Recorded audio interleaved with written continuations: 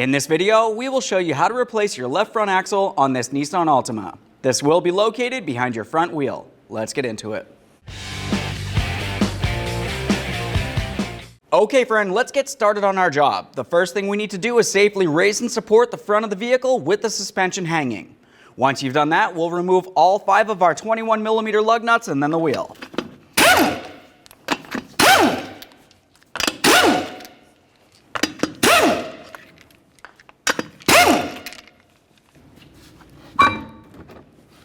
Now that we have the wheel out of the way, let's have a look in the center area here.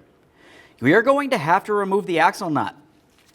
Generally on this, there should be a locking cotter pin locking this nut in place. Go ahead and remove that and set it aside for recycling.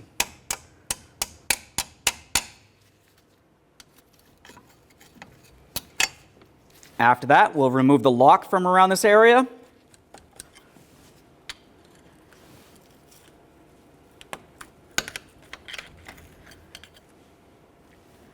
We'll give that a quick inspection. Set it aside. Use your 32mm socket to remove the axle nut. If you're using a hand tool of some sort and you found that this wanted to spin, you could bring it closer to the ground, put a bar across this area diagonally to hold it from spinning, or have a second person just go ahead and step on the brake.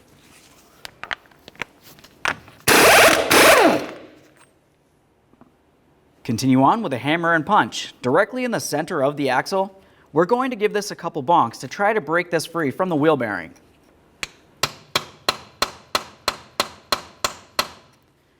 Once you have movement in this area, you can continue. Now let's have a look along the back side of the rotor. We're going to be looking for where the outer tie rod end connects to the steering knuckle.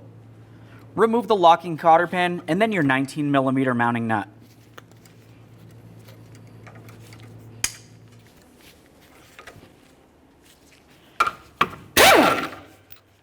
When you remove that, you'll find that it also had a washer.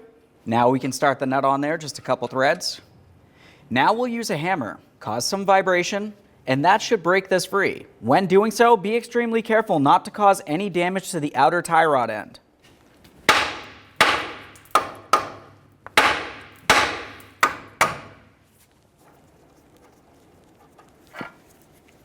Set this aside. Moving along from there, we'll be separating the lower ball joint from the lower aspect of the steering knuckle. This is found just underneath your axle.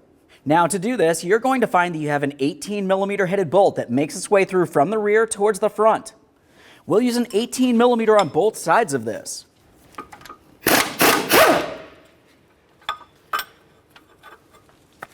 Just get this to break free.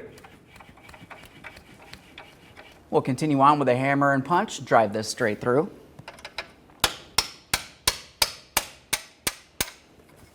We'll use some penetrant in this area. Now we'll be using a chisel and a hammer. We have to separate this area in between the two portions of the steering knuckle. When you're doing so, you only want to separate it enough that we can start bringing the ball joint down and through here. The stud makes its way up through the center. We don't want to continue pressing it in too far and end up cracking anything. Now we can start separating the ball joint from the knuckle. When doing so, there's a couple different ways of doing so. You can use a pickle fork and come right inside this area, but generally you could cause damage to the knuckle or the ball joint. Otherwise, you could find a hook like this, slide that right over that lower control arm. Now we'll make our way through this slot, up against the control arm, and gently start pulling this down and out of place.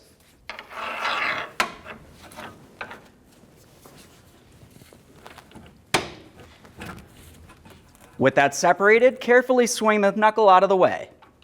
Now that we have that separated, we'll continue pulling on the knuckle. While doing so, we want to try to remove the axle from the back side of the wheel bearing here. Be careful for any pinch points. It's starting to come out of there.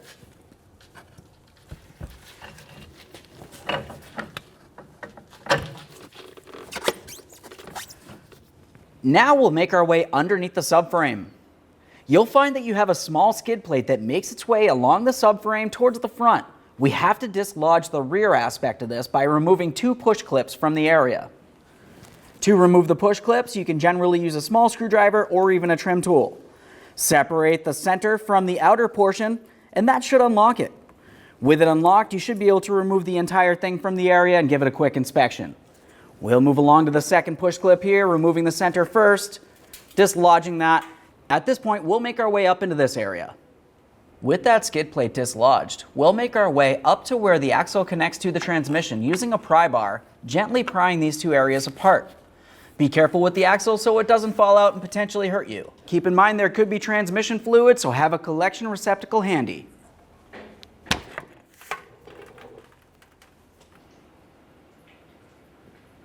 Take hold of the axle and remove it from the vehicle. There it is, friend. Now that we have the axle out of the transmission, the next step is to clean and inspect the seal here. Carefully use a clean rag and just give it a nice wipe. Once you've done that, let's just make sure that it is soft and pliable and it's not torn, worn, or damaged in any way. Assuming this looks good, let's prepare for installation.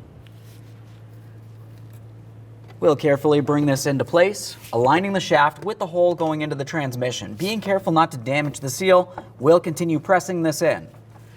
As you're pressing it in, try wiggling a little left and right. You should feel it want to fit in. Once it's in the grooves, we'll continue on by giving this a loving bonk inward towards the transmission. We don't want to cause any damage to the axle or, of course, the transmission, but we do need to have this seated.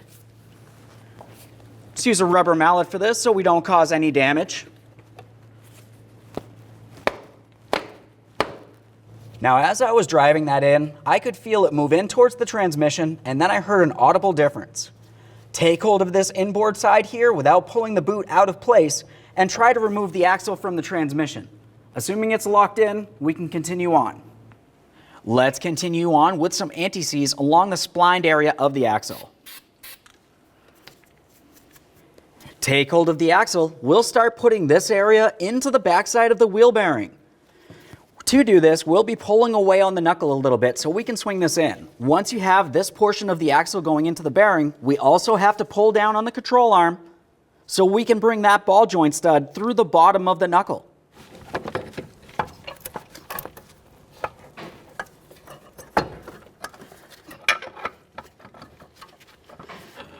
Now let's pry down on this lower control arm so we can start sliding the ball joint stud into the bottom of the knuckle.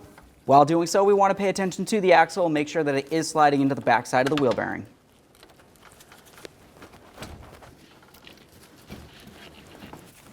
There we are. We'll just have a peek up inside this area, make sure that it's completely seated. We can remove this.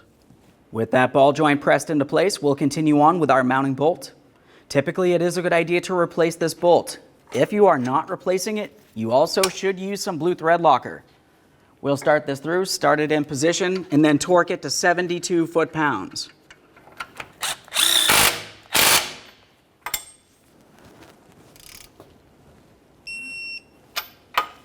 We'll install the outer tie rod end to the steering knuckle. Install the washer. We'll start the nut on there, snug it up, torque it to 25 foot-pounds.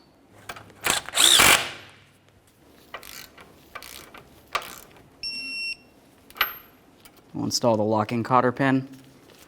Just want to slide that straight on through the stud and pin it over. Let's clean the transmission. It's time to reattach the shield. We have our two push pins that are holding this together. We'll press in the outer portion first, lock it in by pressing in the center. Move along to the next one up here.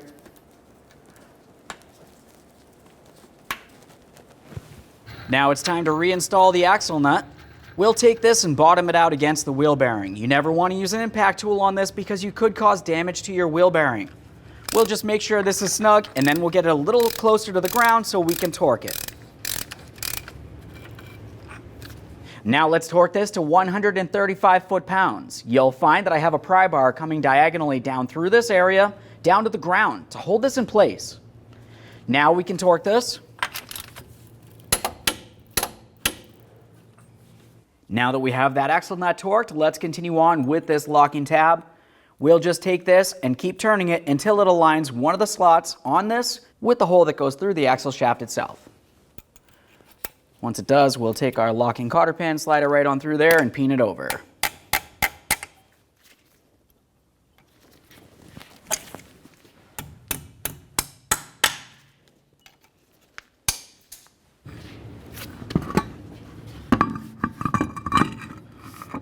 Okay, let's install our wheel.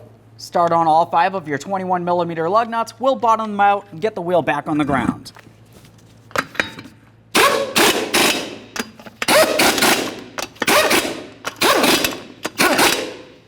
With the wheel back on the ground, we'll torque each of these to 83 foot-pounds in a crisscross manner.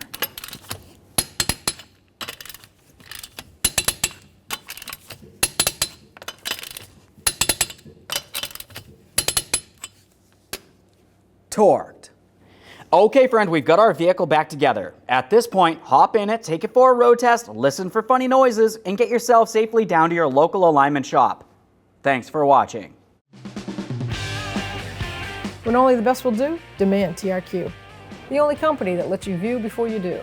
TRQ is committed to offering the highest quality aftermarket auto parts that are engineered for peace of mind.